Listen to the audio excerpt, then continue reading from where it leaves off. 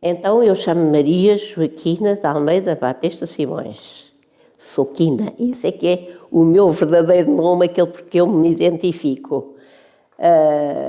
Nasci no dia 21 de maio de 1945, na Sobreda, na casa onde vivi os meus primeiros 11 anos de vida, mesmo no coração da Sobreda, por trás da capela de Nossa Senhora de Livramento.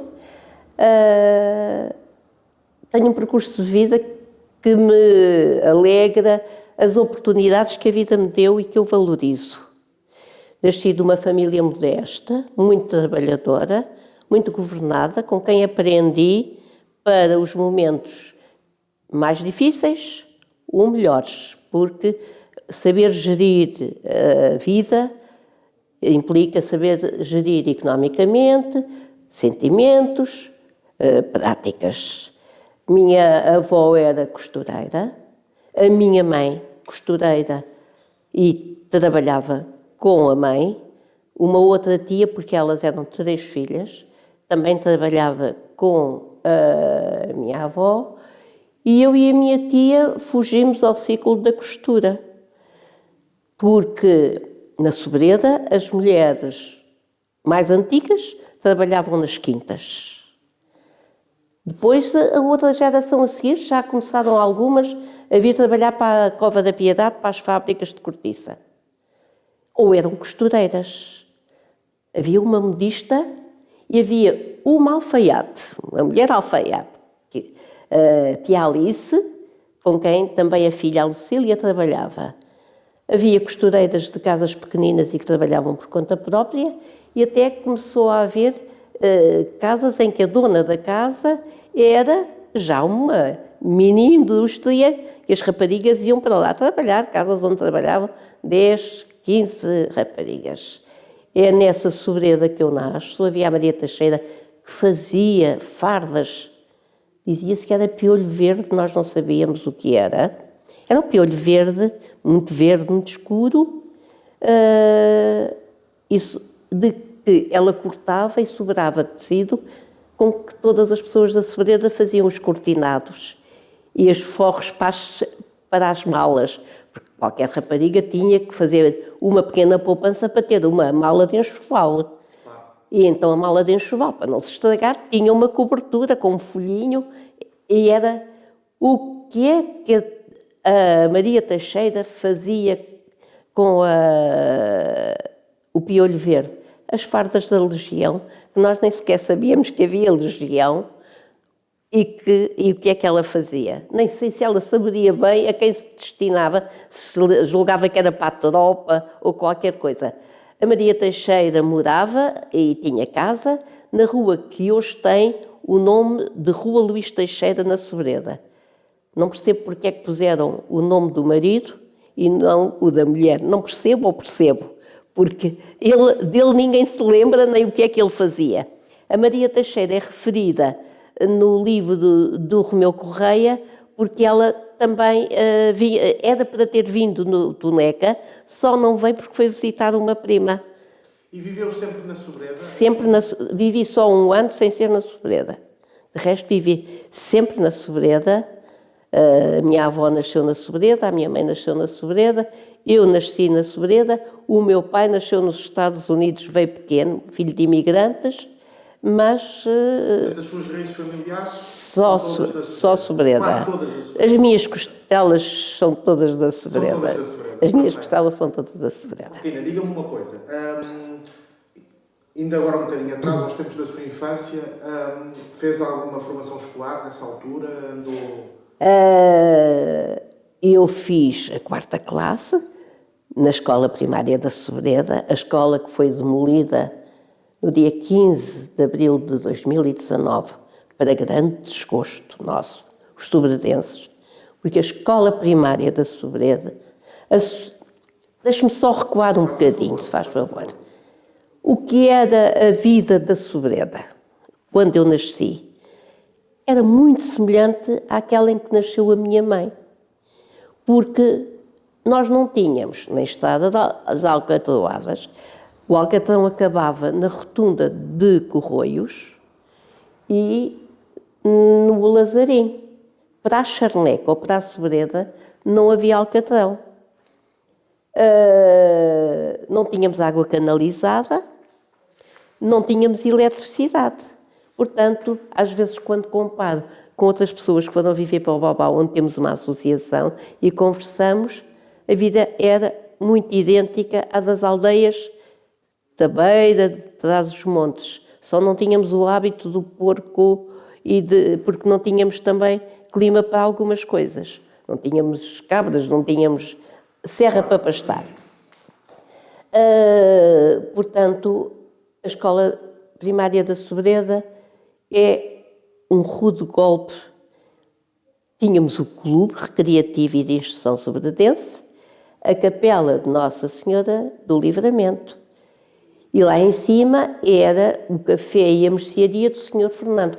Na Sobreda, todas as mercearias tinham uma taberna ao lado, com comunicação por dentro, de balcões.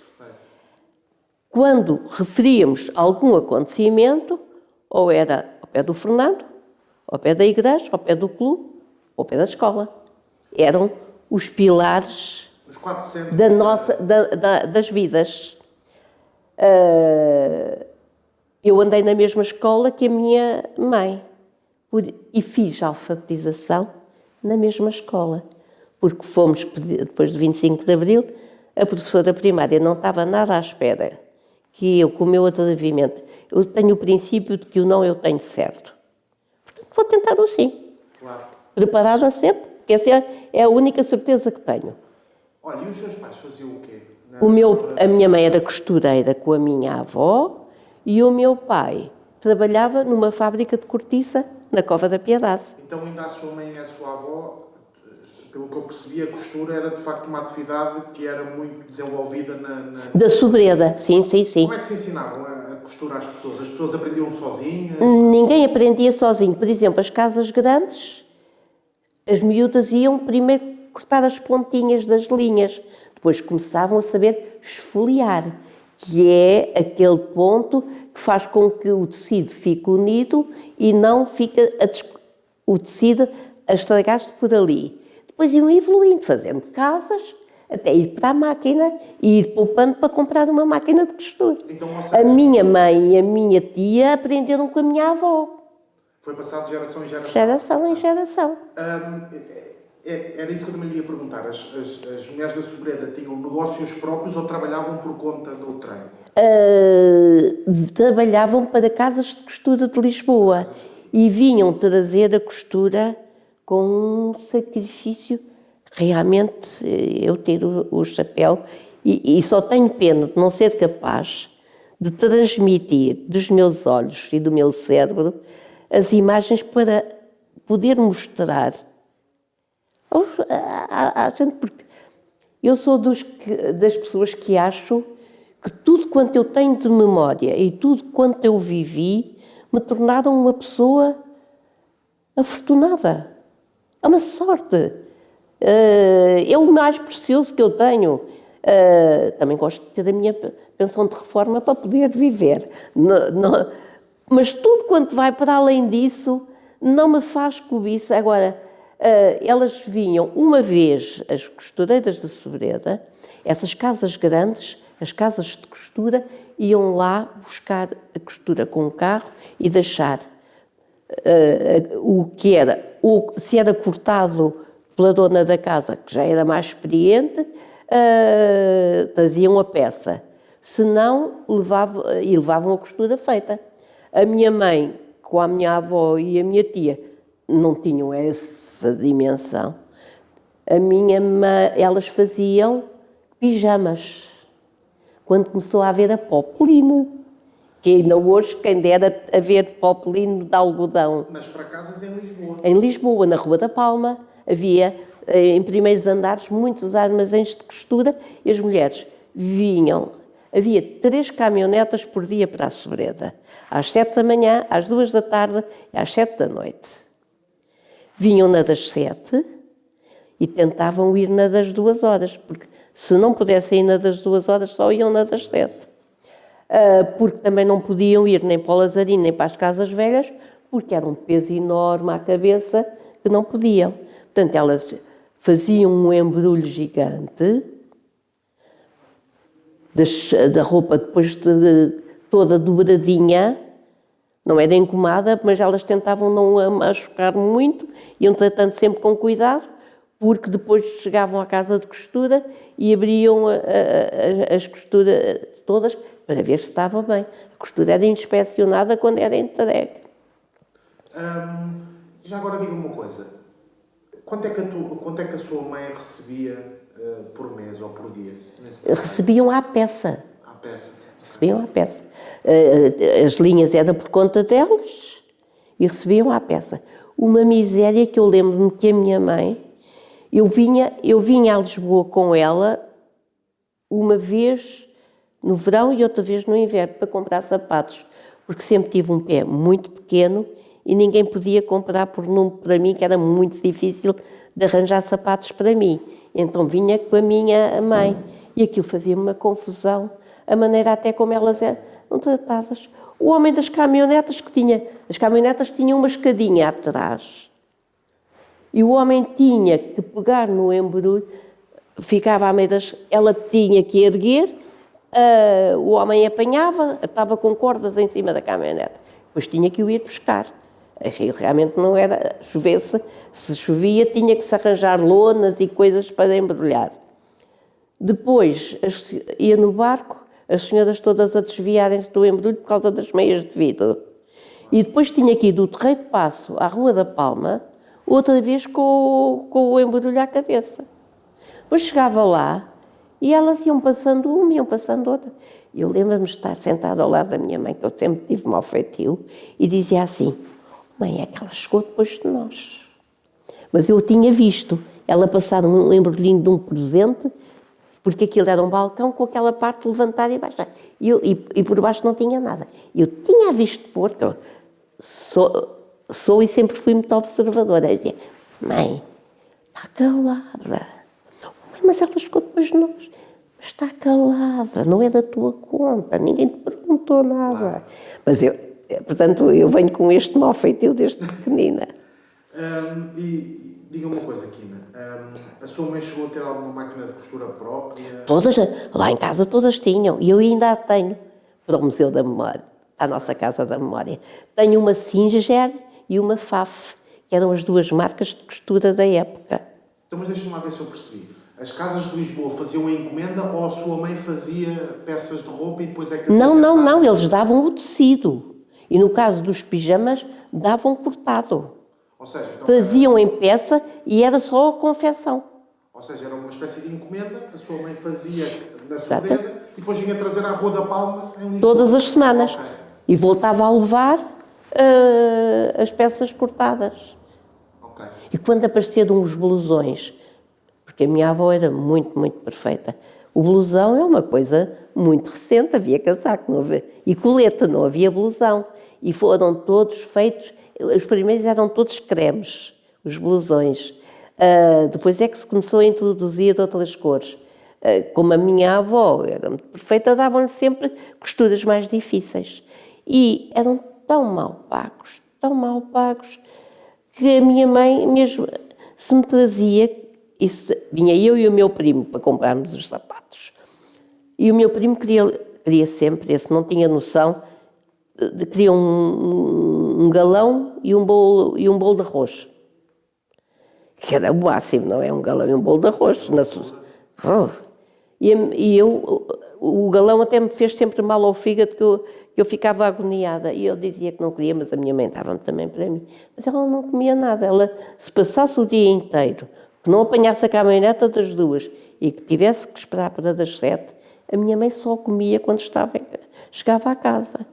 Porque não dava para isso. Era tudo tostões. Era uma coisa miserável. Não é? A família também precisava de ser... Era tudo muito organizado, não podia faltar para o essencial. Eram extraordinárias cozinheiras também. Já agora não lhe tentaram ensinar assim a costurar? Sei. Eu até achava que a minha avó cozia devagar. E um dia a minha avó levantou-se e eu fui cozer muito depressa, espetei a agulha num dedo e saltou. Isso com que idade? Mas eu devia ter 6 ou 7 anos, não é? Então, aprendeu logo desde cedo. Sim. mas nunca fui praticante, porque quando fiz a 4ª classe, a professora dizia à minha mãe que era uma pena eu não ir estudar, era assim que se referia, mas nunca ninguém da Sobreda, nenhuma rapariga tinha ido estudar. Ainda para mais rapariga, não é? Rapariga, nem rapazes. Exato. Nem rapazes, quanto mais rapariga. E ir sozinha. As mulheres da Sobreda vinham uma vez por semana lá da costura. Mas se alguma ia, eu tenho ali por acaso uma da fotografia que me disseram que trouxesse, eu trouxe poucas trouxe, nem tive tempo, porque eu não tenho tempo para nada, porque me metem tudo. Mas a chegada e a partida de uma caminhoneta, sobretudo aquela da hora do meio do dia, era um acontecimento, porque as caminhonetas só iam até o cruzamento, que agora nem sei como as caminhonetas podiam dar ali a volta, antes da capela de Nossa Senhora de Livramento. Era ali o fim da carreira. E então as do alto, aquele alto que fica depois do Solar dos Zagalos, vinham ver quem ia e quem vinha. Mas a Maria já foi esta semana levar a costura, vai outra vez a Lisboa. Era uma interrogação. Quanto mais umas miúdas enfesadas, vir para Lisboa estava fora de causa. Mas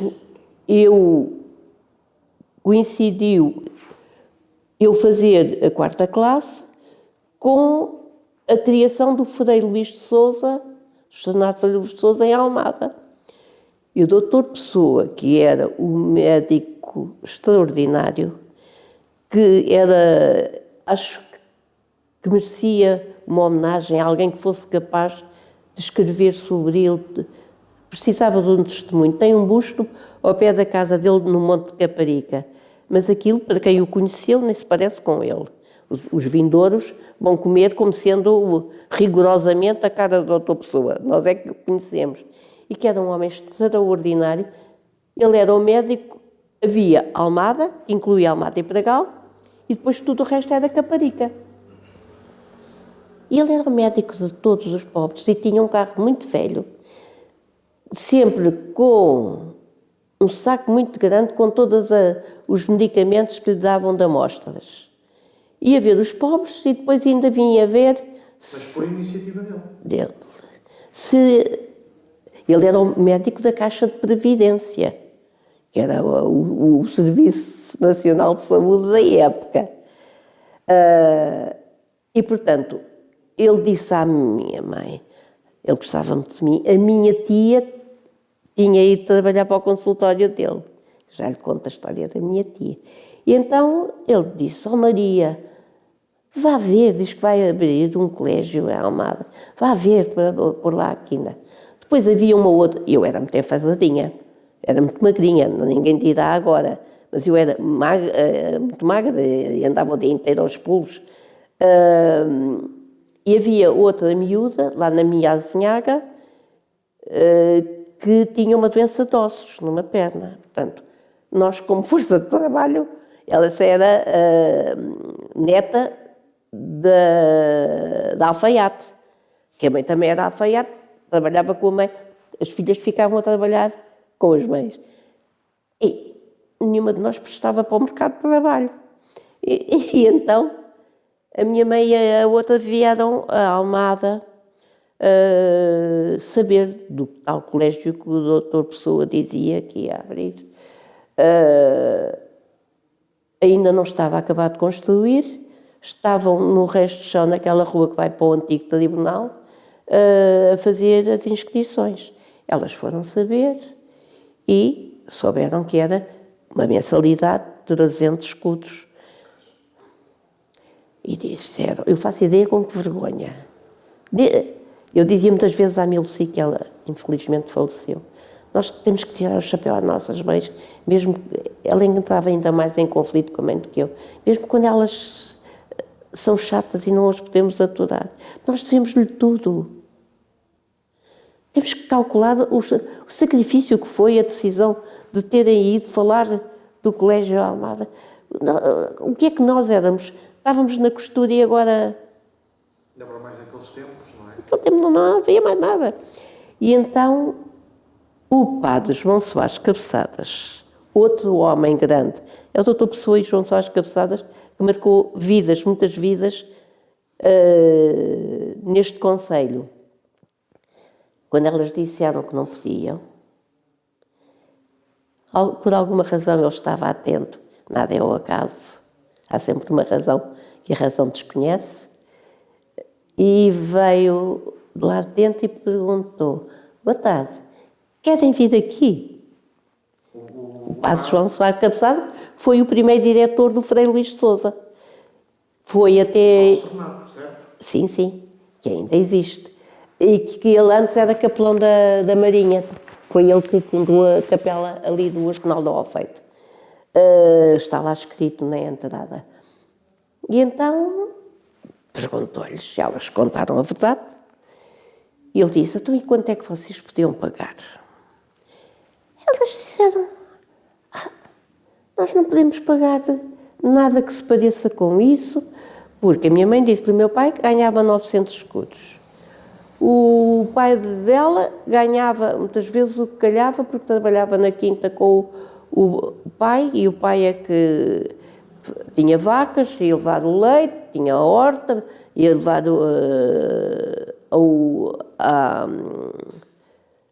Lisboa, à Ribeira, as hortaliças deliciosas da Quinta do Convento. E ele perguntou-lhes: e 100 escudos vocês podem pagar? Disseram: 100 escudos fazemos o sacrifício. Ele disse: então, elas vêm, pagam 100 escudos, mas nunca dizem a ninguém, porque as outras são ricas, mas se soubessem que elas pagavam 100 escudos, não queriam pagar mais. Elas não dizem a ninguém e nunca pagam na secretaria quando lá estiver alguém. E assim então, se abriu o caminho, 100 escudos, cada uma de nós. Mas sabe lá, aquilo para pagar era um sacrifício. Porque eu andava às vezes mais que um dia no bolso da bata. E as batas. Eu detesto fardas, mas acho que na escola devia sempre haver batas. Até determinados anos. Porque igualam toda a gente. Eu era igual a toda a gente. Havia 3 cores diferentes de batas. E havia quem tivesse 3 cores, mas eu com a minha bata estava sempre... No fim de semana lavava-se. Chovia muito, era enxuta a ferro, mas lá ia eu, bonita, com a sainha de fazenda feita para a avó, com a camisolinha de malha feita pela mãe, com a batinha igual a toda a gente. A escola é uma exibição de classes sociais e até falta às vezes de um bocadinho de decência da forma como algumas jovens... É que eu sou uma pessoa, considero-me nada de ideias de conteia de aranha, nem nada disso, mas acho que aprendemos com a natureza a compostura. Eu aprendo muito com a natureza, que acho nela está tudo quanto nós precisamos de saber, só temos é que estar atentos. Exato. Abertos, porque ela é tão diversificada, mas tem harmonia, tem regras, tem estados. E, portanto, é assim, quando acabo... Mas diga uma coisa... Fiz até ao 7º ano. Então fez até ao 7º ano a escolaridade. Depois tinha que ir para Lisboa, e isso aí já era muito complicado. Mas voltando um bocadinho atrás, disse Quando que o quiser. seu pai foi operário, não é? De cortiça. Aonde? A fábrica era onde? Cova da Piedade? Na Cova da Piedade. Que ardeu. E aí lá foi quando ardeu e eu tive que deixar de mamar. Porque o meu pai... Não havia bombeiros. Quem ficou a apagar o fogo foram os operários. E a minha mãe vinha a pé à Cova da Piedade trazer comida, porque ninguém lhes dava comida. Então a minha mãe fazia a comida, vinha a pé. Aliás, como os homens e as mulheres da Sobreda não iam de caminhoneta para a Cova da Piedade. Subiam a Sobreda Alto do Índio, davam a volta para a Quinta de Pedro Manso, sempre em Azinhar, desciam onde é hoje o Almada Fórum, porque faziam um caminho direitinho para a Cova da Mais ou Piedade. menos quanta distância é que é esse caminho? Quantos? Quanta distância, quantos quilómetros é que é mais ou menos? Não sei muito calcular, mas 4 ou 5 quilómetros há de ser. Ou seja, ida e volta, portanto, 10 quilómetros por dia. mais ou Sim, menos. sim. Alguns depois começaram a ter bicicleta. Já eram. O seu pai chegou a ter... Sim, o meu pai e o meu avô tinham ambos bicicleta. O seu avô também era operário? Da Corticeiro. Então vamos lá ver uma coisa. Na Sobreda, se era mulher, vai lá, para a costura, se era homem, operário da cortiça. Já era muito bom não ser operário, não ser rural, não trabalhar no campo. Que também os havia, era o que havia. Mas voltando ao seu pai, diga-me uma coisa. O seu pai costumava falar das condições da fábrica, das condições de trabalho, ou aqui ainda lembra-se de alguma coisa nesse sentido? Nessa O meu pai não era muito crítico. O meu pai foi uma criança muito infeliz e talvez por isso, porque a mãe morreu quando ele tinha 9 anos. E foi por isso que o meu avô veio com os filhos para Portugal, porque o médico terá dito que talvez ela melhorasse cá. Eles eram, a origem deles era Beirã, e vieram parar à Sobreda, compraram uma quinta que ainda os antigos lhe chamam a Quinta do Americano, mas começou na depravação de... Acho que arranjou uma amante em Lisboa, pôs-lhe um salão de cabeleireiro e os filhos, o meu pai, ele quando chegou, deixou os filhos entregues a pessoas de família. Ficou com um tio que tinha um filho e nem o meu pai falava disso. Devia ter um trauma tão grande que não falava para não reviver. Só fui uma vez lá à Miserela, à terra de origem, e uma idosa, um bocadinho mais idosa que o meu pai, disse-me: o Tonito foi muito infeliz, que o tio era muito mau para ele. Estava de uma forma muito diferente. Ele uma vez só me disse uma coisa, que pôs o sapato na chaminé e que no outro dia de manhã tinha uma cebola. E o filho dos outros. E eu tenho o meu banho de política já no Frei Luís de Sousa. Aqui não. Porque a minha família... A minha mãe e a minha tia pagaram multa de um cão que não tinham, porque a Guarda Republicana chegou lá, viu um cão próximo da casa e disse que elas não podiam ter o cão à solta e sem licença. Mas não era delas? Não era delas. Elas disseram que não. Ele disse que sim, e elas pagaram a multa.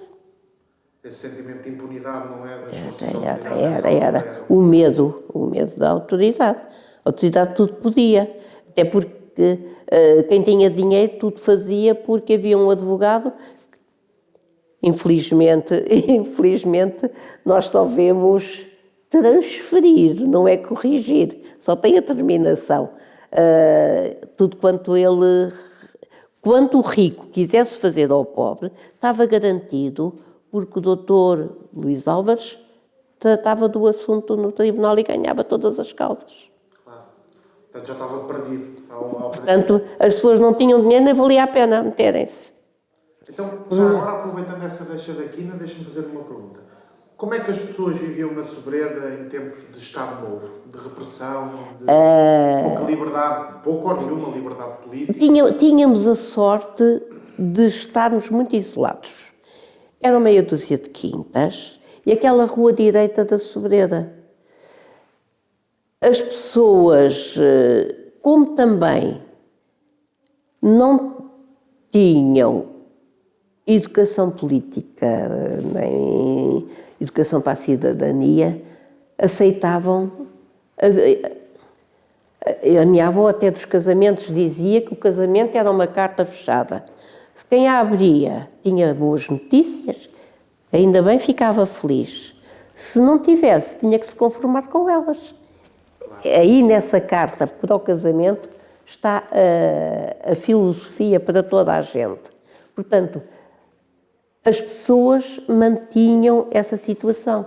Havia um coronel da GNR que tinha lá a casa de fim de semana e que toda a gente tinha medo do coronel da GNR. Era autoridade, não é? Era autoridade. Naquela altura não se questionava. Não se questionava a autoridade. E a PIDE? Marcava presença também, ou não? Na Sobreda? Havia. E as pessoas tinham noção Havia. As pessoas não ligavam, tinham medo, mas não. Mas, ou seja, mas tinham noção de que aquele sujeito era da PIDE? Era. Sim. E viu-se bem depois do 25 de Abril. Quando foi o 25 de Novembro, houve um desses que ligou para... até foi para a Marinha, para o Arsenal, por ser a força mais próxima, a dar o meu nome, do Carolino Monteiro e da Teresa Pereira, que éramos os 6 que fazíamos a alfabetização, para nos irem buscar.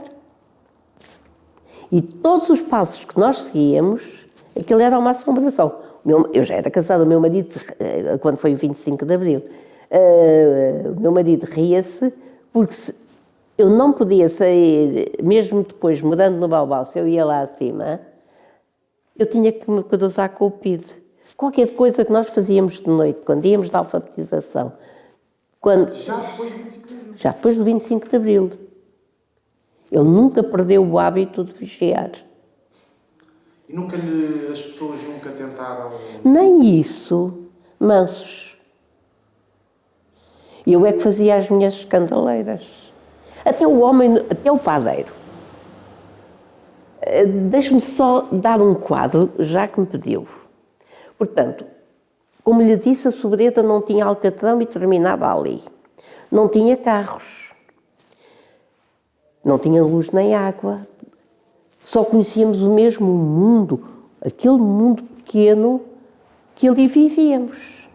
Cinema, havia um homem que vinha, andava com um carro com um grande altifalante a gritar, e havia cinema nesse dia. Filmes muito antigos de cowboys, também não se aprendia muito mais. Eram cowboys. E partiam, estavam sempre a partir, mas aquilo era uma loucura. Havia o homem dos bonecos, o que era um pequeno circo, uma família que fazia o seu circo ali naquele terreno junto aos lados dos Zagalos. Isso na Sobreda? Na Sobreda. Uma família paupérrima, mas depois vestiam aqueles vestidos, montavam um trapézio, que era um baloço, e nós encantávamos, não é? Aquilo era ótimo. A Sobreda, como não tinha água canalizada, as pessoas iam buscar água à cabeça para todas as questões da casa. Nós tínhamos muita sorte, que tínhamos um poço no quintal. Havia algumas pessoas que tinham poço. Um poço muito bem feito. Eu acho que aquela zona ainda devia ter pertencido ao seminário, ao convento, porque as casas por trás, as casas eram encostadas ao morro da igreja, era mesmo encostado, e tinha um muro que passava a meio do poço, assim com um arco, e servia os 2 pátios, o outro pátio e o nosso. E ninguém tinha medo que eu caísse ao poço. Eu que tomasse conta de mim, não é? Mas eram as mulheres quem carregava. Os homens, poucos eram os que tinham um pau com um balde pendurado em cada extremo e que iam buscar água. Porque desde lavar, todo o uso, beber, e havia a bica. A bica e tinha uma água mais fina. E nós, mesmo tendo poço, íamos com uma bilha de barro, buscar à noite água à bica e depois punha-se no pial do pote, que era na cozinha, o sítio mais fresco, que era, o pote tinha água, era sempre no fundo da cozinha, havia o pial do pote, e punha-se a bilha por trás, de noite ficava na rua, de manhã, logo muito cedinho, ia-se pôr resguardada. Era aí que se guardavam as folhas da amoreira para os bichos da seda, as coisas mais frescas tinham que ser ali guardadas. Havia esses 3 pilares e havia uma vida modesta, mas sem fome. As pessoas ajudavam-se muito umas às outras? Ajudavam-se, olha, as pessoas das quintas não eram gananciosas, como nós ouvimos dizer, de certas regiões. As hortaliças, na Quinta de Baixo, que era uma quinta que produzia e que tinha muita gente a trabalhar, o que sobrava e que não tinha apresentação para a feira, eles davam. Toda a gente tinha uma capoeira. Nós não comíamos vaca, isso, ou talho, ninguém ia. Mas os coelhos reproduzem-se com muita abundância. E então era realmente o coelho o prato melhor. Capoeira com galinhas. Porque erva havia por todo o lado, não se comprava outra coisa, claro. E por isso o coelho era muito saboroso. Eu adorava ir à erva, que era assim, andava a pasto, como eu dizia. Era biológico, como se diz hoje, não é? Sim, nada. A capoeira tinha galinhas, mas as galinhas não era para se matar, a não ser que houvesse alguma doença. Isso então lá ia a canjinha, porque era a indústria da família, ovos. Claro. Já agora as pessoas produziam para vender ou para a sua subsistência? Poucos eram os que vendiam, era para a sua subsistência. Era. Tínhamos peixe relativamente em conta, porque da costa, as pessoas vinham com as gigas às costas, os homens, e havia o melinha e o moleque, era quase toda a gente tinha assim um nome, vender peixe. Um vendia o peixe dos ricos e outro vendia o peixe dos pobres. E então eram pescados na costa, o outro que vendia pescada, o pargo, vinha de Sesimbra.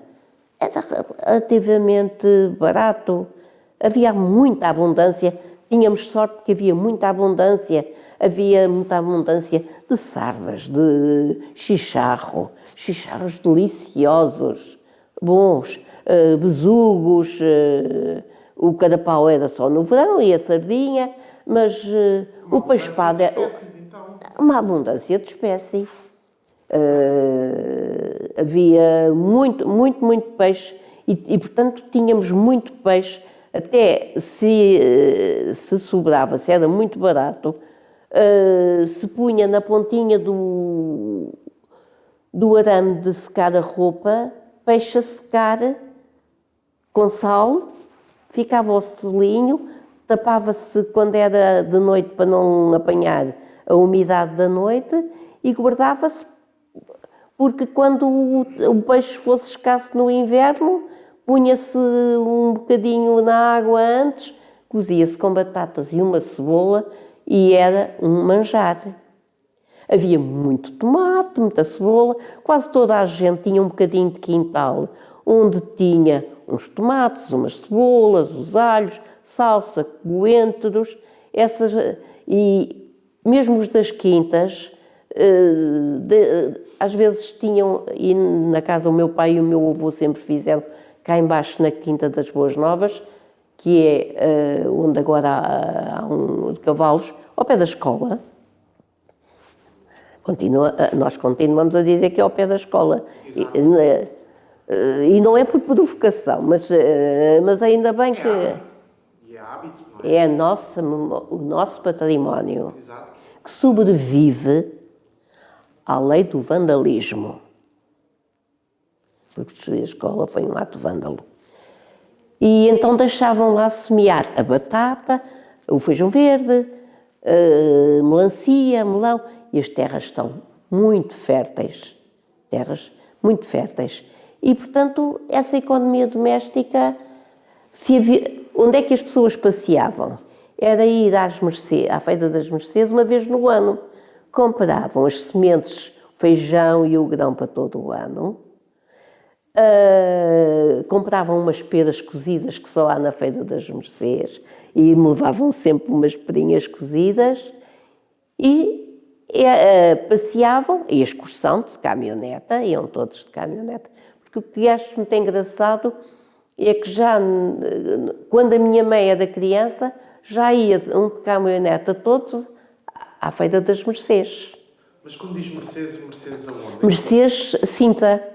Mesmo Mercedes. Mercês Sintra. Sintra, ok. Era lá que iam comprar, a Zona Saloia. Já agora diga-me uma coisa, Quina. Há pouco falou-me da taberna e da igreja. Eu queria que me caracterizasse melhor esses espaços enquanto espaços de convívio das pessoas da Sobreda. Talvez começando pela igreja, e perguntava-lhe antes uma coisa que é, qual é que era o papel da religião nesses tempos? Não havia beatas, nem espaço para isso. A igreja, mesmo minha infância, a igreja estava abandonada. Tanto que lhe caiu o belo teto que tinha.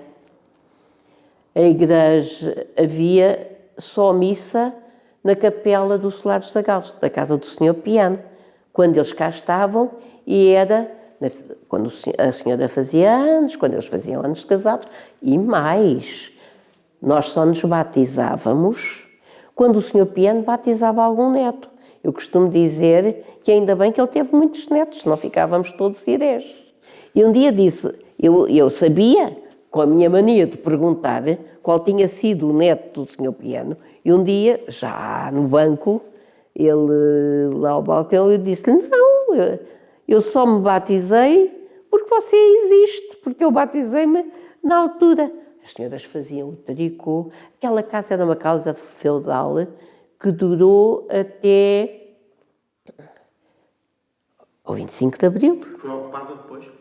Não, nunca foi comprada pela Câmara. Estava em ruína, o Sr. Piano também entrou em decadência financeira e portanto, a casa foi uma família que foi caindo. Mas voltando à questão da religião, como é que era a figura do padre na Sobreda? Não havia padre, nem ia lá padre. Então, de facto, era mesmo um sítio bastante isolado, como estava Isolado, a dizer. não havia padre. Para irmos à missa era ao monte, e ia-se a pé ao monte. Ali pela Urraca não havia via rápida, era tudo quintas, era a zona mais... Os seus pais eram católicos? A minha mãe e o meu pai não ligava. A minha mãe era, a minha avó também muito. E a Quina? Era... Eu fui educada católica. Eu levo tudo muito a sério. Eu fui catequista de mim própria, depois fui para o Frei Luís de Sousa. E lá, o Frei Luís de Sousa é do patriarcado. Mas o padre Cabeçadas, ao contrário do que era hábito, e muito censurado na Almada, acabou por ser corrido pelas forças reacionárias da Almada. Sim. O padre Cabeçadas... Antes do 25 de Abril. Antes do 25 de Abril. Os anos, eu tinha 10 anos, portanto, 55 é quando o Frei Luís de Sousa começa. Então, mas já vamos ao Frei Luís de Sousa, que eu quero explorar mais isso. Porque o que é que acontecia?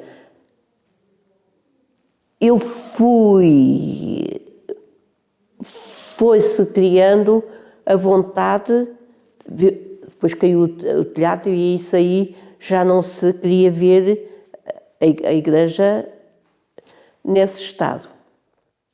E então, entre as pessoas, sempre a comunidade, sempre a população, juntou dinheiro, fez-se peditórios, fez-se lanches, fez-se festas, fez-se bailes no clube e pôs-se o telhado na igreja, arranjaram-se as paredes, puseram-se azulejos, mais bom gosto ou menos bom gosto para o caso, pôs-se tijoleira porque era de madeira. Eu, quando vinha da pé do Lazarim, porque eu ia apanhar daí ao Lazarim e do Lazarim para casa, a pé, mesmo que chovesse e tudo. Quando chegava lá abaixo, ia a correr, ver, porque havia muitas ossadas na igreja mesmo. Porque antes até se sepultavam as pessoas... Na igreja. E lá E lá estava, muitas ossadas. E depois arranjávamos a igreja e eu consegui convencer um padre do Frei Luís de Sousa A ir celebrar a missa. a ir lá celebrar missa. E então era eu com outra miúda que arranjávamos a igreja, quando apareceu o Sonazol, detergente, demos banho aos santos, achámos que limpámos muito, tirámos também alguma tinta, com certeza que aquilo não era tudo porcaria. E ele ia todos os domingos de motorizada dar missa. Andava motorizado? E havia um miúdo que ia esperar o Lazarinho para ir motorizada com ele. E ele levava o miúdo? Levava, um querido. Era um homem Como é que se santo. chamava o padre? O Sr. Padre Vicente. Ainda é vivo hoje? Não, faleceu. O Sr. Padre E, Vicente. e a taberna? Eram os homens que iam para lá? Era só os homens, Mas na taberna da tia Graciete, o tia Artur morreu e ficou a viúva e a filha. Mas ninguém faltava ao respeito, elas eram de fibra, não eram nada de brincadeiras. E o que é que havia dentro da taberna? Já havia televisão, rádio? Não, nada disso. Havia só um que tinha rádio e que quando havia relatos do Hockey em Patins, que era, não era o futebol, foi quando na equipa dos violinos que ganhava, ele pendurava no cimo, numa grade que tinha por cima da casa, pendurava para toda a sobreda, ouvia o relato, não percebia nada, mas havia o relato. Nas casas de costura é que havia rádio. Na taberna não havia nada senão a conversa, o jarro do vinho, os copos, não havia nem nada de comer, nem nada, era mesmo vinho. Quando apareceu o pirulito, nunca ouviu falar de pirulitos. Que pena, eu tinha-lhe trazido 2 garrafas dos 2 pirulitos, houve 2 qualidades de pirulito. Foi o primeiro refrigerante de vidro, uma garrafa de vidro grosso. E tinha uma bolinha, que eu não sei como é que eles metiam lá a bolinha por dentro, porque a abertura era com o polegar fazer força na bolinha e metê-la lá dentro. Isso era como aquelas laranjadas também. Isso... essas já são muito... As garrafas redondinhas. Mas esses pirulitos eram bebidas alcoólicas ou eram... Não, era só refrigerante. Tipo 7-Up. Só. Porque foi a primeira coisa, eu nunca gostei de 7-Up, provei para ver se era o meu pirulito. Quando se conseguia comprar um pirulito, era um presente, era uma coisa para um dia especial, não era? E então a tia Graciete tinha-os numa arca, nas traseiras, às escuras, ia-me dando a água fria para a noite e os pirulitos estavam lá para estar fresquinhos. Quanto é que custava um pirulito nessa altura? Um pirulito, não faço ideia, mas era muito pouco dinheiro, se compararmos com hoje. Mas não dava, uma casa organizada não dava para desperdícios. O padeiro, o meu primeiro ato público de delinquência, eu ouvia sempre lá em casa, o dono da padaria, o João, era solteiro, já nunca lhe conheci meio, o pai era afastado, vivia lá, mas ele só queria saber era do cofre. Foi a primeira vez que eu ouvi um cofre e ouvi falar em ações, que ele tinha ações. Eu, quando ia com a minha tia que ia dar injeções ao velho, eu olhava, era um cofre muito grande ao fundo da cama, e eu pensava, o que é que lá estará dentro? E então eu ouvia sempre, o João cada vez rouba mais no pão, o pão não tem o peso, então isto tem algum dia o peso. Porque havia um pão saloio, que era um pão assim de 2 corpos, que era o pão branco, e havia o pão escuro, que era tão bom. Hoje, quando se compra de outros cereais, de aveia ou de cevada, não tem nada a ver. Essa era de que era? De centeio? Sim, como mistura de centeio, mas não tinha nada a ver. Muito, muito bom. Era tudo mais saboroso, mais puro, menos... orgânico, sim. Mais orgânico. E então eu ouvia aquela conversa. Eu só ia ao pão ao sábado, porque o padeiro cozia de madrugada e vendia de manhã, exceto ao sábado, que fazia uma outra cozedura depois do almoço, que vendia até ao fim da tarde, porque ao domingo não havia padeiro. Eu deliberei a minha estratégia. E o João Padeiro até ia lá para casa, por isso é que ainda foi mais a surpresa de toda a gente. Mas não tinha nada a ver uma coisa com a outra. Eu não tenho nada a ver, as minhas relações de amizade não são de cedência de direitos.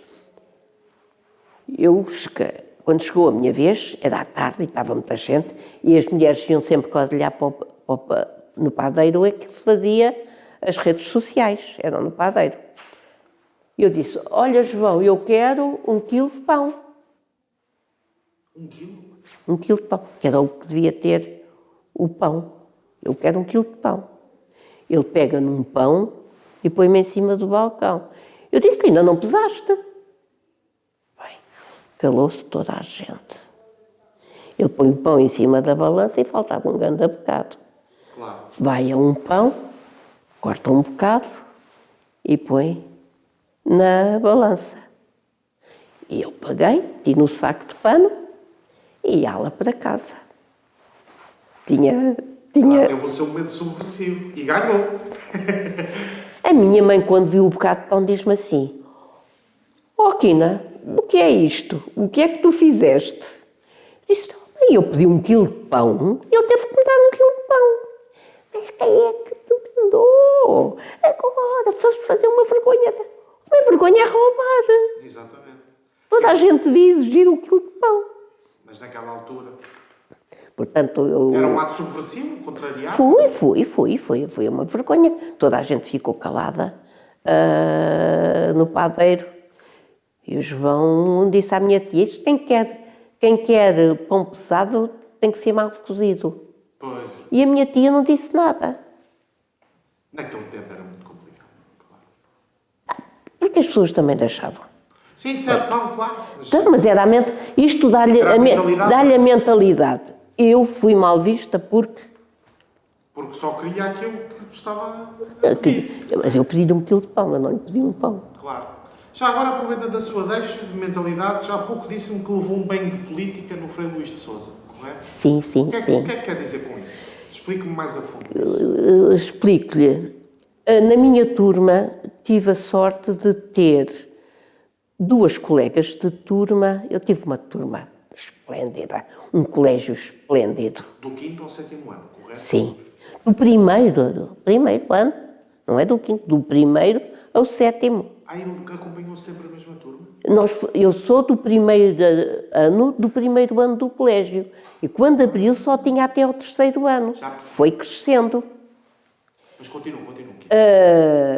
Que tinham estado nos Estados Unidos, porque eram filhas do Dr. Ramiro Ferrão, que tem uma rua em Almada. Um homem de esquerda, consciente, um grande veterinário. Politicamente organizado? Não? Politicamente muito organizado, porque elas trouxeram discos e conhecimento. Coincide depois a campanha de Humberto Delgado.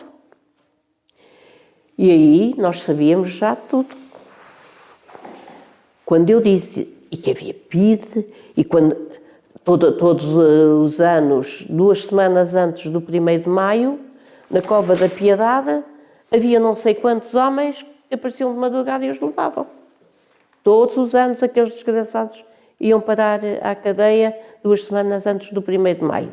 E nós sabíamos, porque elas diziam-nos, quando o professor faltava, havia 2 opções. Ou era a sério ou era para brincar. Se era para brincar, ninguém fazia nada no colégio, porque havia barulho durante toda a hora. Se era a sério, ninguém nos ouvia. E então tínhamos a nossa informação e a nossa formação. Combatia-se a batota, no ringue, no jogo do ringue, qualquer coisa que estava mal era ali lavada em público. Isto nos anos 50. E política, nós sabíamos o que era a PIDE, o que é que a PIDE fazia, porque elas sabiam. E aquilo chegou a organizar-se em algum partido? Ou... Nunca até hoje, depois de 25 de Abril, foi uma grande confusão, porque toda a gente achava que quem tinha atividade de cidadania ativa era de algum partido. Bem, e isso era prejudicial, porque os partidos sempre tiveram o clube dos afilhados, que tinham que ser protegidos. Nunca ninguém hostilizava os afilhados do outro, era para os seus afilhados também serem protegidos. E havia alguém no Frei Luís de Sousa que estava organizado politicamente? Que nós soubéssemos, não. Que nós soubéssemos, não. Mas, ou seja, mas tinham pelo menos a consciência de que se passava alguma coisa sabíamos, no país? Sabíamos o que era, o que havia e éramos do contra. Na altura não se falava do partido, era do contra. Já agora tudo o que era do contra era comunista também. Exatamente. Ia dar esse passo seguinte. Portanto... ser contra o regime... Não se, criticar, fosse o que fosse, ter uma atitude de rebeldia. Eu tinha, se calhar, 7 anos ou assim, quando fizesse a cena do pão. Mas se calhar se fosse uma mulher ficava refugiada. Claro. Se fosse, era. E se calhar pensaram que os seus pais até fossem como o João Padeiro lá ia à casa e tal. Eu lembro-me de uma vez sair da igreja e ver muita gente. Havia uma forma feia. Havia uma velha lá, que toda a gente dizia que era ela, que fazia coisas escritas, caluniar, A, B ou C, fulano. Eu saí da missa, vi toda a gente a ver a parede, cheguei lá, vi, não sei o que é da Maria Alice, fiz assim, cheguei lá, agarrei, era de inverno, porque me lembro que meti dentro do bolso do casaco. Mas era sobre si? Não. Maria Alice, então? Era uma das mulheres da sobreda, que estava a pôr os cornos ao marido. Pronto, e ele estava toda a gente a olhar e o papel ficava lá. Eu faço assim, no meio das pessoas. Cheguei lá, arranquei. Que idade é que fez isso? Eu tinha os meus 13, 14 anos. Sempre foi uma mulher irreverente, então? Fui. E contestatária, já? Sim. Não estou a dizer que tenha sido injusta, mas pelo menos contestatária. Sim. Nunca fui pacífica, não sou. Não sou passiva. E cheguei a casa, a minha avó dizia, quando eu conversava tudo com a minha avó, quando é das questões da PIDE e dos castigos, a minha avó dizia-me assim, filha, não pode ser, não pode haver gente tão má. Avó, é verdade. Ai, filha, é exagero com certeza, não pode haver tão má. Eu cheguei lá assim e me disse, avó, olha o que estava na parede. Estava a mostrar, a minha avó veio a minha mãe. Onde é que tu arranjaste? Estava na parede, atirei. Tu já viste a responsabilidade? Disse, mãe, a responsabilidade é minha. A responsabilidade é de quem o escreveu. Essa é que devia ser chamada a responsabilidade. Tu não devias fazer isso. Era o que faltava. Era sempre questionar o que estava mal, era perigoso. Claro. Era sempre. Olha, e nos anos 60 e 70 o que é que andava a fazer? Já trabalhava? Eu fui trabalhar em 1963, com 18 anos, para o banco. Foi logo para o banco? Fui logo para o banco. O que é que fazia dentro do banco? Fui para a contabilidade. Nem imagina a confusão. Eu que tinha feito liceu, ainda vim à Almada fazer um curso de datilografia, que era o mínimo que me faltava. Mas mesmo assim eu nunca tinha visto um cheque. Eu nunca tinha ouvido aqueles termos. Eu sei que me deram para escrever a minuta para fazer uma carta. E eu escrevi à mão lá para o subchefe. E eu olhei e digo assim, pesada a carta, mas não faz sentido. Porque é que a carta há de ser pesada? Mesmo que trouxesse muitas folhas, não é forma de responder. Estava uma coisa, olha, desculpa, sim, porque aquilo eu vinha da escola e não sabia. Claro. Como é que... O que é que li aqui? Numa aventura, que sempre fui manhosa. O que é que está aqui escrito que não é? Pesada. E lá escrevi pesada. Porque E depois há uma coisa muito interessante. As pessoas da Sobreda faziam as suas festas, por exemplo, no clube, os casamentos um bocadinho melhores, era no clube, era a casa, era a sala maior da família sobredense. Era ali que nos encontrávamos. E sendo nós uns tão pouco escolarizados, fazia-se teatro. Contextos e música feitos pelas próprias pessoas. O grupo de teatro da Sobreda era muito interessante. É de lá que vem uma das cantigas que ficou, cujo refrão é se beber água da bica, quer ele queira, quer não queira, é bem certo que já fica. E toda a gente, se namorava alguém que era de fora, levava-o à bica a beber água, porque... E nós, miúdos entre nós, se a coisa começava a turvar, dizia-se assim, vê lá se tenho que ir lavar as mãos à bica para te dar uma chapada. Exato. Portanto, essas pequenas coisas que eram... Por isso é que outro dia se ouviu que o Presidente da Junta estava a pensar mandar tapar a bica, que é ali, ao pé do Solar dos Sagaus. É isso que eu ia dizer, Aquela isso bica. também mostra a importância da bica. Da bica. Naquela altura. E nós dissemos, porque pode cair lá alguém. Então a bica existe lá há mais de 100 anos, ninguém caiu. Se alguém se quiser atirar, atire-se. Mas não é por isso que justifica que alguém... Património histórico. Com certeza. Mas as festas da Sobreda eram umas festas. O Clube da Sobreda era o melhor de toda a região. O que é que fazia esse clube da Sobreda? O Clube da Sobreda fazia bailes, muitos bailes. Era o sítio onde as pessoas se encontravam. Havia muitos bailes. Havia muitos conjuntos nessa época e como a sala era muito grande, coisa que na Vila Nova, na Charneca, não havia, iam. E depois havia rapazes que iam aos bailaricos de todo o lado. Aquilo era muito giro, sabe que no baile as raparigas sentavam-se assim todas à frente, as mães atrás, porque as mães iam sempre. E não se usavam saias curtas, mas mesmo assim levava-se o casaquinho para pôr sobre os joelhos, porque nem os joelhos podiam ficar de fora. E os rapazes tinham que atravessar a sala e pedir para ir dançar. Se ela dizia que não, dizia-se que tinha levado um cabaço. E era uma grande vergonha. E então os mais espertos faziam sinal de longe, para quando atravessassem a sala já iam garantidos. E muitos casamentos devem ter começado... O meu próprio, eu conheci o meu marido num baile. Na Sobreda? Na Sobreda. Ele era de Corroios. Lembro-me muito bem, ele passou de motorizada, que ele tinha uma motorizada vermelha, toda cromadinha, e tinha uns sapatos de verniz pretos, usava-se sapatos bicudos, e ia assim com os pés. O meu marido tem um nome esquisito, Idalécio, o comum.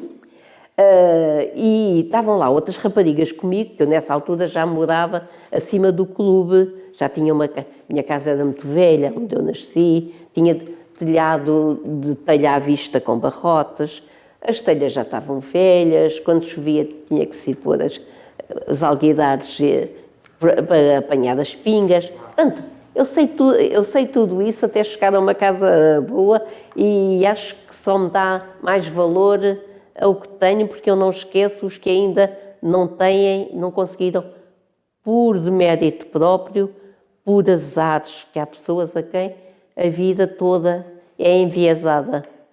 Não, parece que nada de bom surge naquele caminho e alguma coisa que lhe tenha passado no caminho, não deu contas e não aproveitou. Mas então uma delas diz, olha o Dalécio.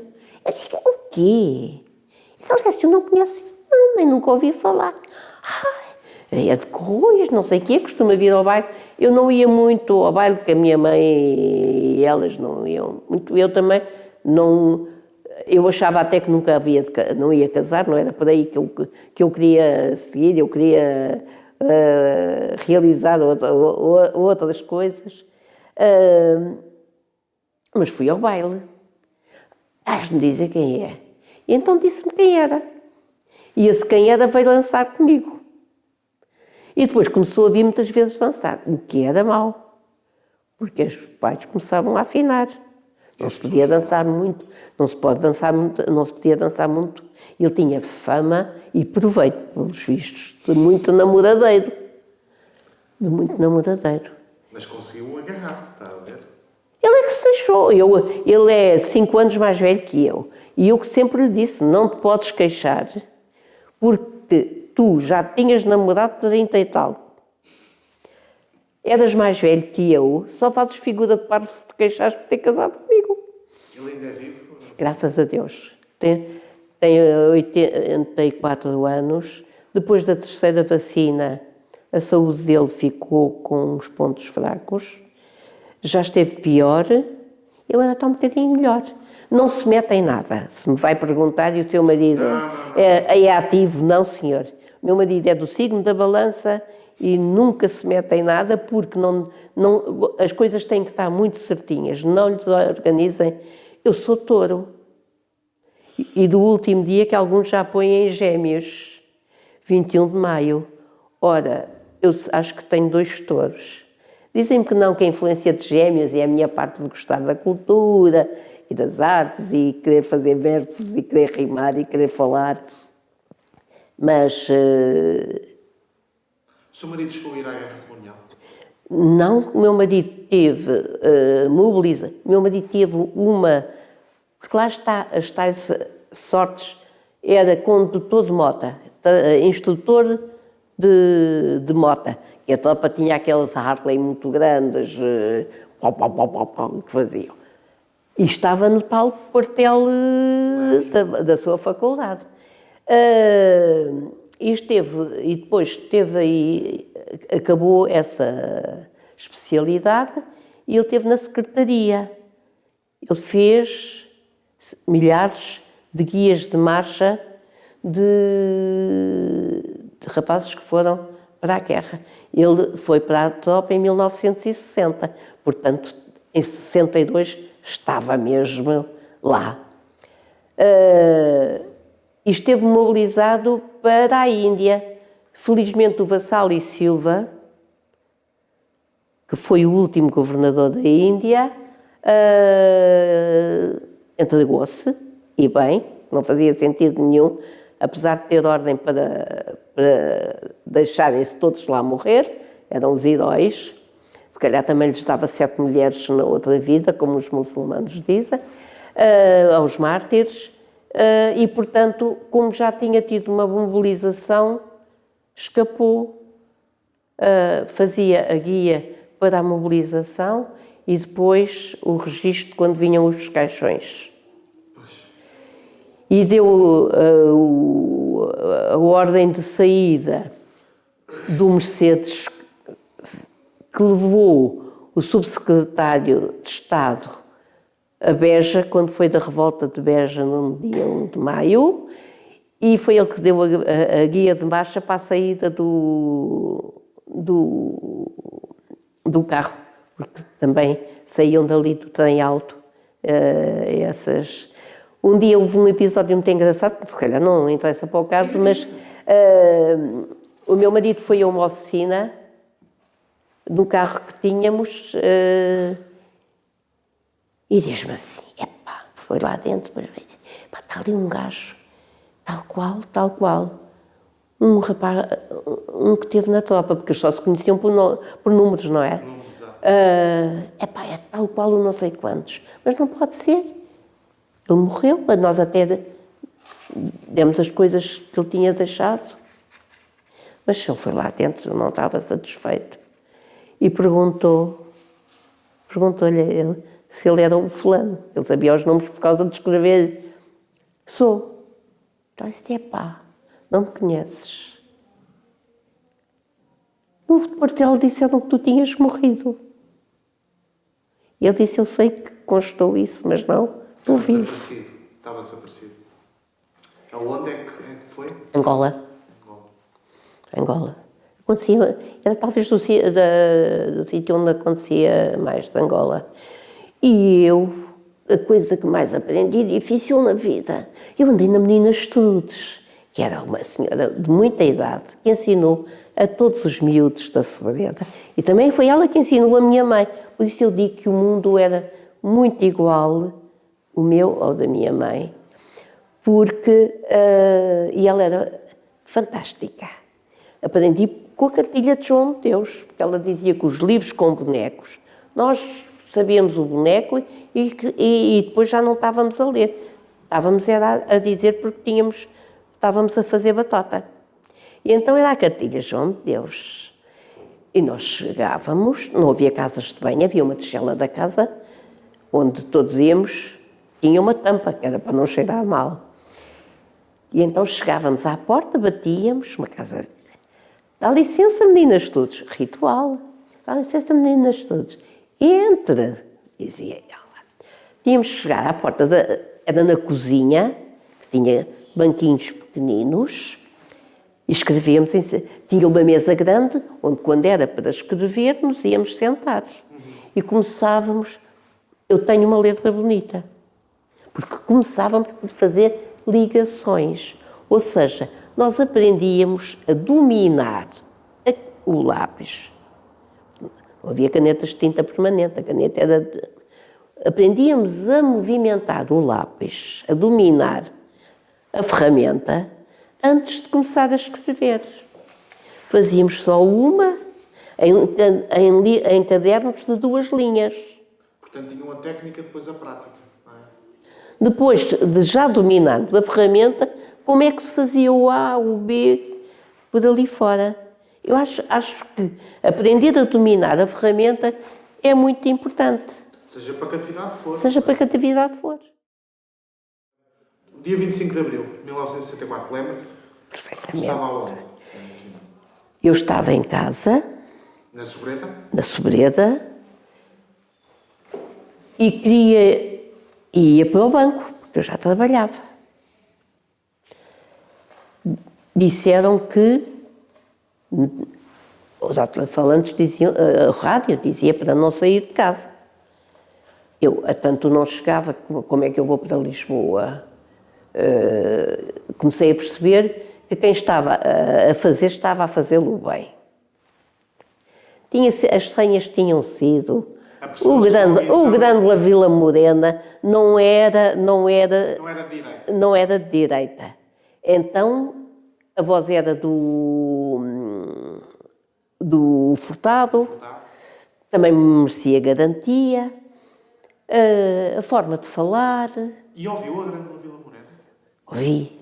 Sempre teve a mania de ouvir rádio de noite, me deitar à tarde. E percebeu-se logo que se passava alguma coisa? Era estranho. Alguma coisa Sim. Eu sabia que tinha havido aquele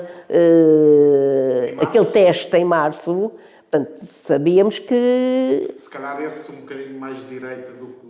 Certo, mas que havia movimentações. O grande lá alto.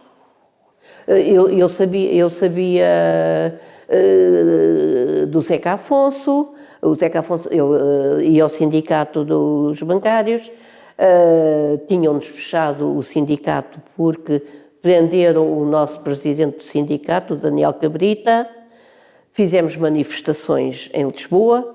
Fui, sim, 1973, depois, e eu fui sempre, os meus colegas, eu sempre me dei muito bem com rapazes, com homens, nunca tive paciência, achei sempre, disse às vezes, dizia aos meus colegas, e eu que tinha a mania que os homens não eram mesquinhos e nhanhinhas, que eram só as raparigas, vocês só me desiludem. E tinha um grupo muito fixe, porque tínhamos 2 horas para almoço, íamos beber uma ginginha ao café lá em cima, na rua do Coliseu, e depois vinhamos para a messe almoçar. Eu era a única rapariga, íamos à tarde beber cerveja, havia sempre alguém, ia rodando de pagar, exceto se bebesse água tinha multa, pagava, porque não se pagavam vícios. E então eu ia sempre às manifestações e eles faziam sempre questão de me rodear, nunca me deixavam ir. Tu vais sempre no meio de nós. Chegou a ter algum confronto com a polícia nessa Um manifestação? PID no Recio, nós estava assim, muitos grupos, antes de deslizar. E há um PID que se aproxima de mim e me diz: olha, desculpe, o que é que a senhora está... O que é que se passa? O que é que está aqui a fazer? Eu disse: olha, e ele fazer a mesma pergunta. Eu estava a ver se percebia. O senhor sabe alguma coisa que me possa dizer? Mas percebeu logo que era... E veio um desses que era o mais mal encarado e disse assim: desculpe, o que é que quer desta senhora? Assim, com um ar de enciumado. O que é que quer desta senhora? Ah, nada. E foi embora. Depois descemos a rua e a polícia estava. O Pinto Magalhães era na esquina, logo abaixo do Tribunal da Rua do Tribunal da Boa Hora, na Rua do Ouro. E nós sabíamos que estavam lá os carros e que tinham cães e que os cães estavam com a língua de fora, cheios de sede. Eu tinha um chapéu de chuva, daqueles de fechar, dos primeiros que apareceram, e que tinham um aro metálico. Eu dizia: eu dou, se o cão vier direito a mim, eu dou-lhe com isto na cabeça, coitado do cão que não tem culpa, mas eu dou-lhe com isto na cabeça. Eles desceram e atacaram, bem feito, a traseira da manifestação, que é aqueles que vão rua abaixo. Disserem que eles vão, eles não vão. Se disseram que eles não foram, foram sim, senhora, porque os valentes vão sempre à frente.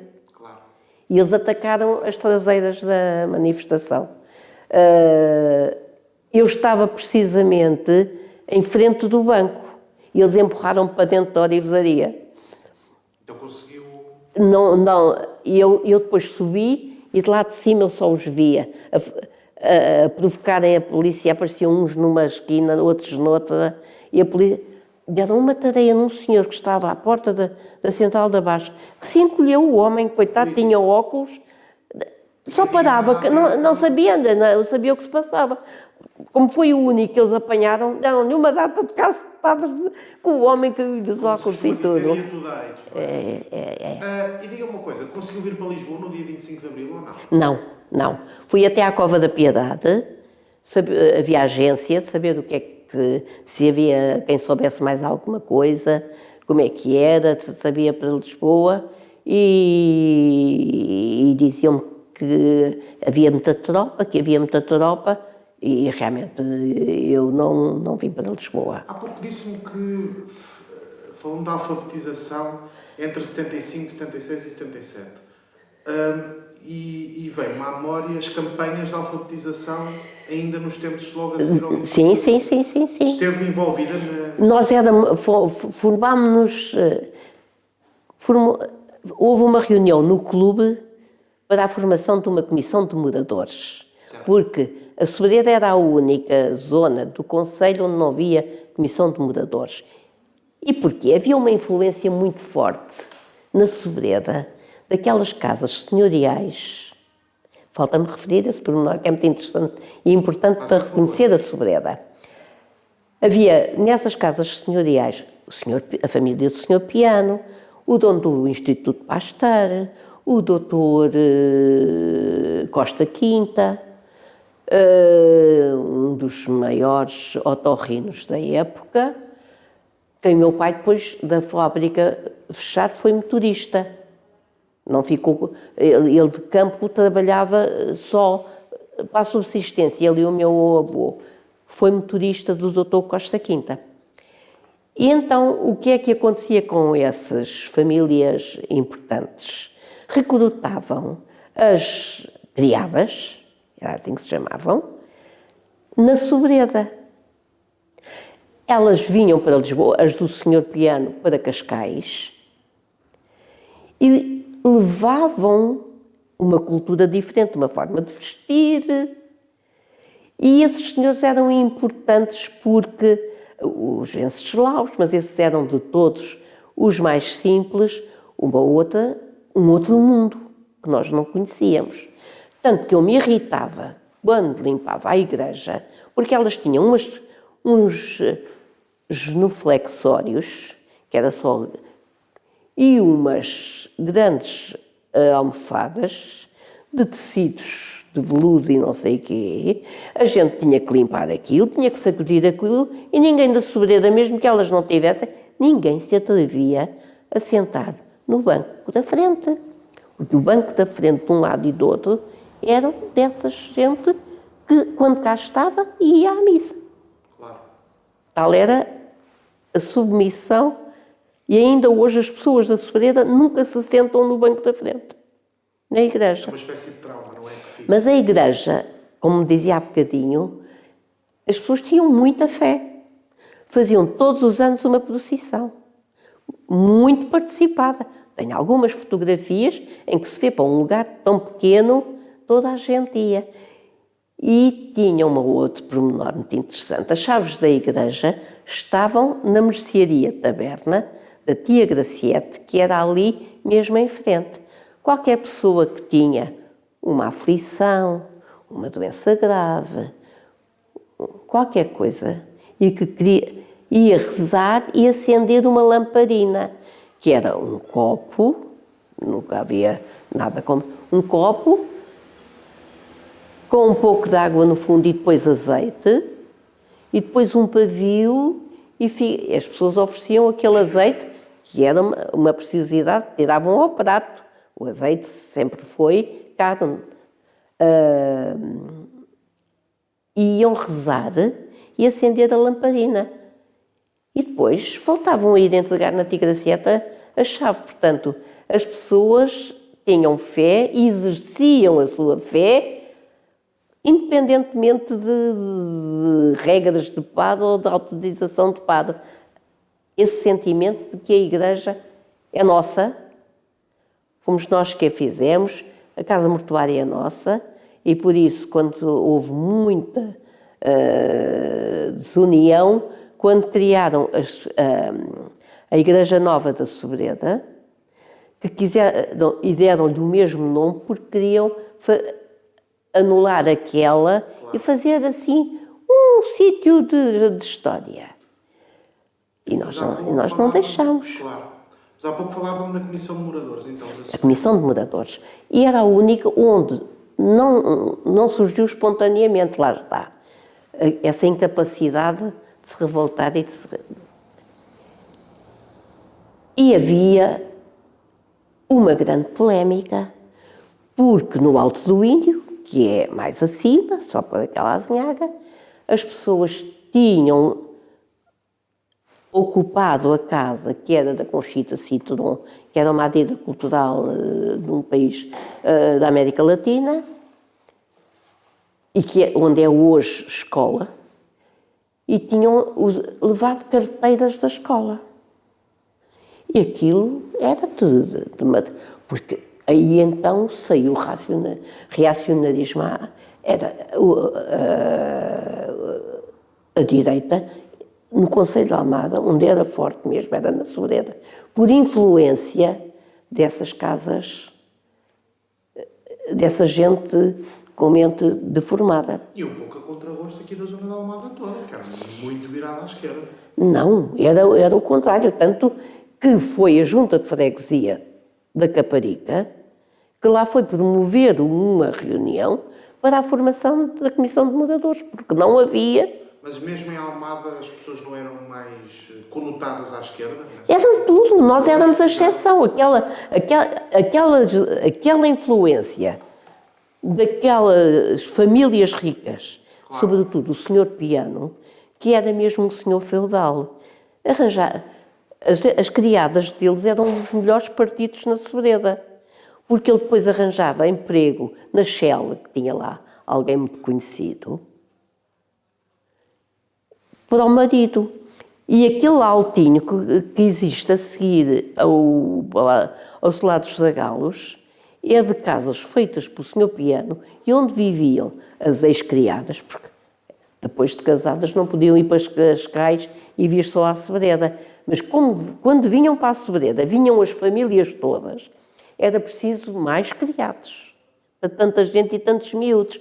E então assim que eles chegavam, elas tinham que se apresentar para ajudar. Ele falava a toda a gente.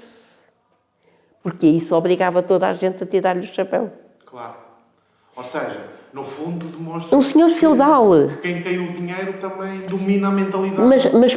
Mas ele dominou pelos afetos. Certo. Vamos lá, vamos chegar agora. O Clube da Sobreda foi ele que construiu e ofereceu à Sobreda, com um camarote, com assentos de cabedal, que nunca ninguém tinha visto, e de madeira, que coitadinho está tão... que se limpava, mas era só deles quando queriam vir e queriam participar em alguma coisa na Sobreda. E quais é que eram as finalidades das comissões de moradores? Ou da comissão de moradores? A comissão de moradores competia-lhe tentar dar uma nova vida, identificar as necessidades e lutar por elas. E uma dessas necessidades era necessariamente a alfabetização. Essa fui eu que inventei. Porque eu ofereci-me para a primeira comissão de moradores, primeiro porque não via ninguém chegar. Chegaram-se alguns que eram PC, mas coitadinhos. Uma vez eu disse a um, vejam lá, um dia fazem a revolução e vocês estão a comer e a beber e não dão por isso. Fazem uma revolução a sério. Porque muita gente quer e quis pendurar-se onde lhes parecia que havia poder, da mesma forma que alguns iam para a PIDE, porque lhes dava poder. O poder, o ter e o poder não se consegue. Ainda ninguém conseguiu e não há nenhuma inteligência artificial que consiga, com certeza, limpar essa. O ter e o poder é o veneno da sociedade. Já agora, quais é que foram, nesse sentido, como está agora a dizer, quais é que foram as principais conquistas da Comissão de Moradores? Da Comissão de Moradores. Conseguimos arranjar ruas, conseguimos que a escola primária, que derrubaram, já era pequena e tinham ido dar aulas. Havia uma turma que funcionava no camarote do clube e conseguimos que fosse construído um pavilhão cá no cimo da quinta que tinha sido o Sr. Piano, em frente da mecânica. Foi a Comissão de Moradores, havia o GAPROL em Almada, que era o órgão que fazia articulação entre as comissões de moradores e os serviços da Câmara, e que nós obrigámos o homem, porque não ficámos à espera, porque nunca mais saía nada. Os miúdos, a escola era muito pequena para as necessidades e fizemos um escrito e dissemos que queríamos ir ao Ministério da Educação entregar. Pedimos-lhe que ele marcasse para alguém nos receber. Isso em 75 ou 76, Kim? Isso em 75. Ele nunca mais se despachava e a gente marcou-lhe a ele um dia para ele ir connosco. É curioso, porque, deixe-me, se me permite, Tudo. as pessoas aí faziam as melhorias do seu próprio espaço, da sua própria localidade, pelas suas próprias mãos. Ou seja, a democracia estava a ser construída pelas próprias mãos das pessoas. Eu sou, hoje, a deformação que se tem feito na sociedade era com certeza mais questionável. O poder popular Era aí que eu queria chegar. era a minha bandeira. Tanto que eu nunca aceitei, como deve calcular, eu tive convites para a Junta de Freguesia. Certo. Uma das vezes até para a da Costa. Eu disse, vocês, nunca ninguém me conhece. Então algum dia eu ia para um órgão da Costa. Eu não conheço a Costa. Eu sou visita da Costa. E não é só isso aí, não era uma forma de democracia direta, era representativa. Não, e não fazia sentido nenhum. Cada um que conhece é que tem direito de pensar sobre as coisas. E conhecê-las e saber o que quer. Já agora identificava-se com algum partido, em 75? Nunca. Mas, ou seja, nunca pertenceu a um partido, mas identificava-se com alguma... Olha, quando apareceu o MES, que era um movimento de esquerda socialista, esse, enquanto existiu, nunca me inscrevi, porque também foi pouco tempo, foi só. Mas era de todos aquele que me podia seduzir, porque era o próximo de uma seriedade que eu nunca vi nos outros, antes pelo contrário. E hoje fico muito contente comigo própria por nunca ter escolhido. Eu fui escolhida por um mero acaso, porque era a única que estava sempre a horas. Vinha da Sobreda, fazia a alfabetização, depois metia-me na caminhoneta e vinha para a Almada para as reuniões. E os da Almada ainda não tinham chegado. E havia reuniões das associações, das comissões para a saúde, cada comissão fazia a sua representação, para as creches e jardins de infância, para... Estas eram importantes e eu vinha. E no hospital que existia, que era aquele hospital antigo, ao pé do edifício dos Passos de Conselho, que hoje é um lar da Santa Casa da Misericórdia. E era preciso escrever e eu fui a única que aparecia com o escrito. E eles estavam distraídos e deixaram-me ser eleita para representar aquela comissão na primeira Assembleia Popular da Almada. E lá vou eu para o palco do Salão de Festas da Academia e em todas elas eu aprendi muito. Eu só havia atrás de mim a pergunta: quem é aquela? De onde é que ela vem? Porque eu tinha que ter um partido. Eu não podia estar ali... Como independente. Sem ser de nenhum partido. Isso, independente nem era de termo que eles nem sabiam saber usar. Quem é aquela? E pela forma de bater palmas sabiam se era da UDP, se era do PC. Isso também eu achei muito engraçado. Portanto, eu na minha vida, em todas estas minhas contestações ouvidas, eu fui sempre aprendendo muito e valoriza. Eu tive uma noite que eu saí da Alfa primeiro, e nós, era na escola que depois reuníamos, tínhamos um representante na reunião das comissões de moradores e na junta de freguesia. Era um que era do PC, era o Joaquim Trovão. E um dia dizem-me que tinham escolhido já o representante da nossa comissão para a primeira eleição. Eu disse, mas nós não decidimos nada em reunião, nem Joaquim Trovão nos falou que ele depois tinha que fazer a informação do que tinha acontecido e ia com indicação para a próxima. Ninguém trabalhava. E eu, na reunião, então, Sr. Joaquim, o senhor se calhar não fez o relatório completo do que é que aconteceu lá na reunião, o que é que decidiram. Tal. Então não decidiram mais nada. Não. Então não decidiram representante para a lista às eleições da Junta de Freguesia. É verdade. E o Sr. Joaquim? Ele era da idade do meu pai. Desculpe lá. Acha que é uma coisa de semelhante importância? Para o senhor ou deixar fazer ou fazer? Então e quem é que foi? Eu já sabia. Foi o Rafael. O quê? O Rafael que não deixou a mulher pertencer à Comissão de Moradores? Nem pense. O senhor vai lá para a próxima reunião e diz que a Comissão de Moradores da Sobreda não escolhe o Rafael, nem escolhe ninguém. O que só demonstra que também há reacionarismo em pessoas à esquerda. Então como é que nós chegamos onde estamos? Quem foi? Foi a direita.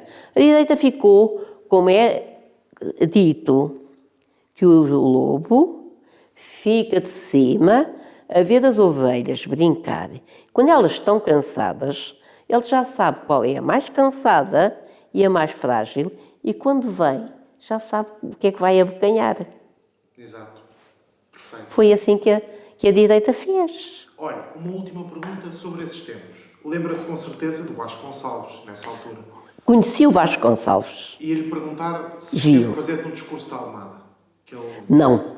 Não? E já agora, que memórias é que tem do Vasconcelos? O Vasconcelos era dono de uma casa de câmbios na Rua do Ouro.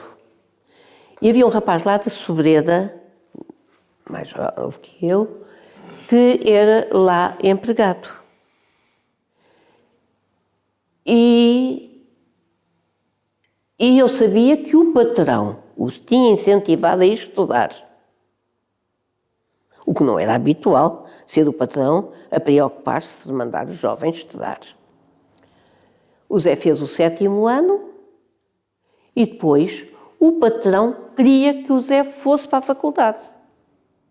O patrão, o pai do Vasconcelos. O Vasconcelos. E o próprio Vasconcelos. Vasconcelos. Portanto, ele não era alguém que fosse de última hora. Ele tinha na sua prática, até como dono de uma casa de câmbios, uma forma diferente de estar na vida. E depois o Vasconcelos, havia também um que era lá empregado, mas de mais de idade, né? E que ele tinha muita amizade. E os empregados das casas de câmbios foram distribuídos pelos bancos. E o Seixas veio para o Pinto de Magalhães. E o Vasconcelos, mais do que uma vez, foi lá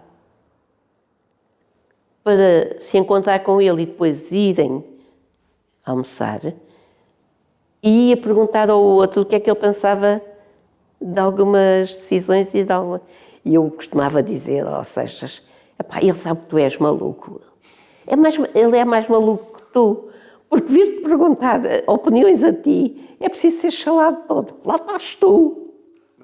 Porque os meus colegas, então, sobretudo os do PC e os do PS, diziam, pois, tu é fácil, podes dizer mal de todos. Exatamente. E eu, uma vez, disse a um que ficou a chorar, pois é, mas quando tu vieste para o banco, eu já cá estava há uns anos, fui eu que te ensinei o serviço. Hoje tu és subgerente e eu, felizmente, não sou nada. Sabes porquê? Porque levaste a bandeira para a manifestação do República e andaste aí com a bandeirinha por todo o lado. Eu sou a tal que não sou de nenhum, mas também não vou à boleia de nenhum. Nós temos que escolher na vida entre duas coisas. Ou nos vendemos ou ficamos íntegros. E arcar com as consequências das nossas consequências. Quina, uma última pergunta, só para terminarmos mesmo, porque a conversa já vai longa e eu por mim estaria aqui até amanhã, se fosse preciso. Mas há pouco confidenciava-me que tem uma participação ativa aqui no Conselho da Almada, que costuma ir às reuniões. Fui durante 32 anos, sei tudo quanto se fez, que se fez e não fez. O que eu lhe queria perguntar era, que levantamento é que faz aqui da Almada a partir dessa participação nas reuniões municipais? Ou seja, como é que vê o processo evolutivo? Eu vou-lhe dizer o que lá está. Só porque eu sou rebelde. E não é agora que tenho medo do que tenho a perder. Eu perco... Perante as pessoas que perco, são pessoas que, se perco por isso, não são democratas.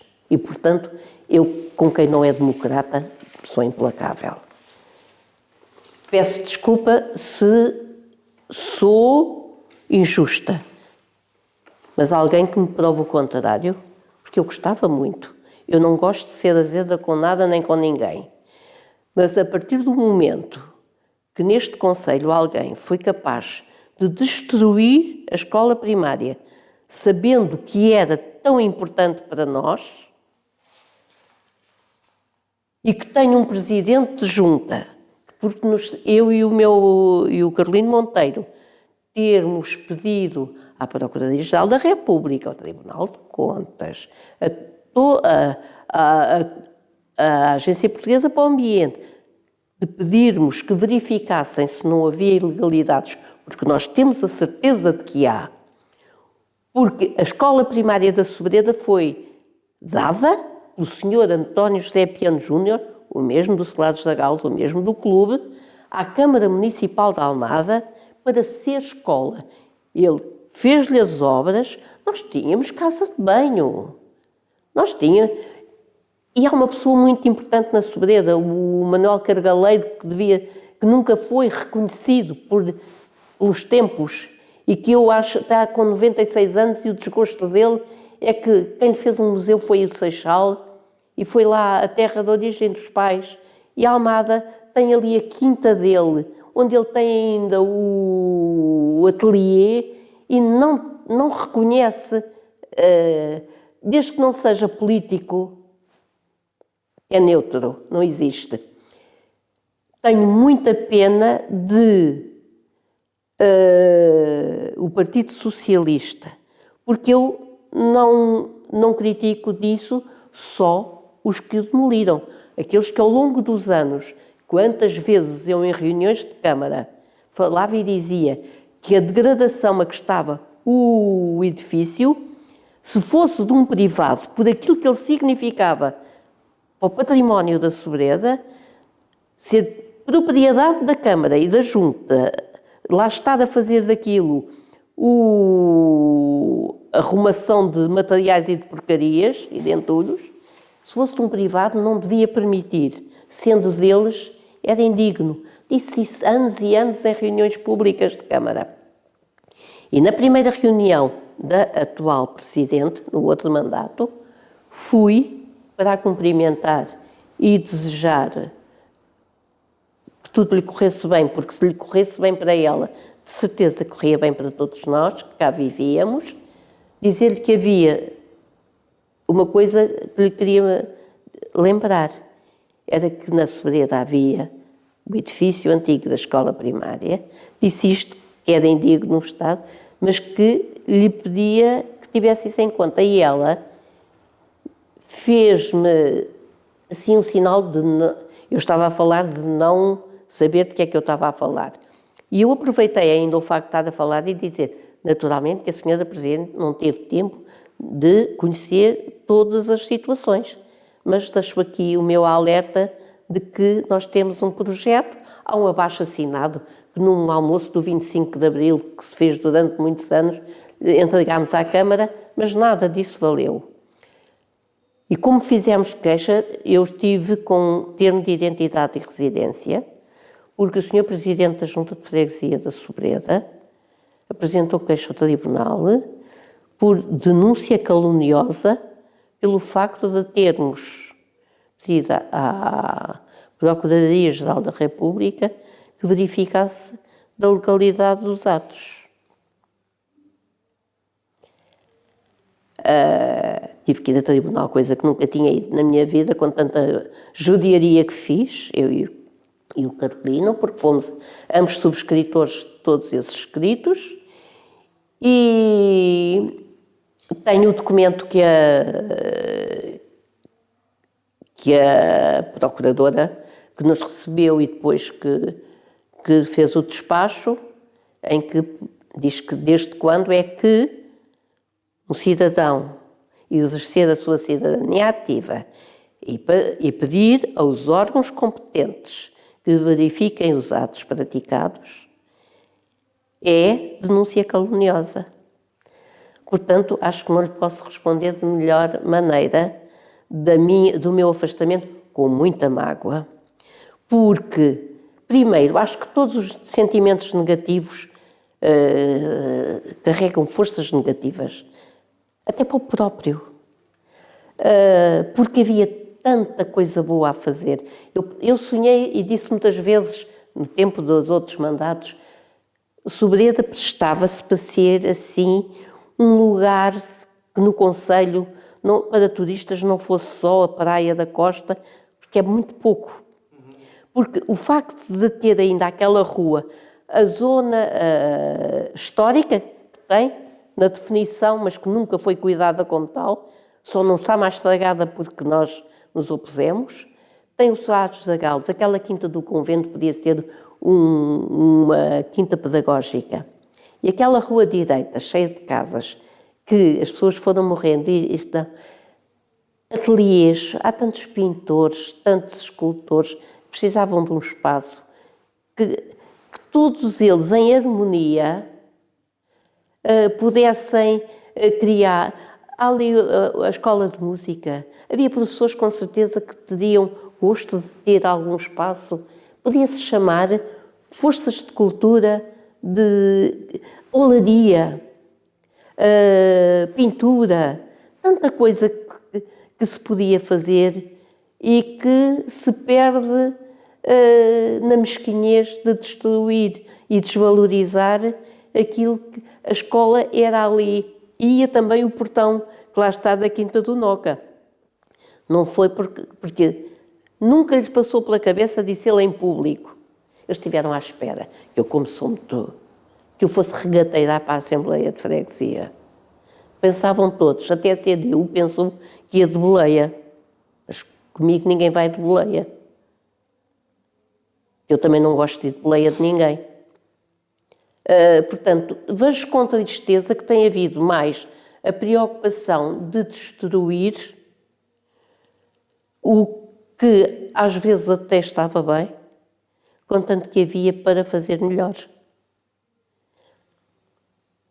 Nunca, quando nós pomos a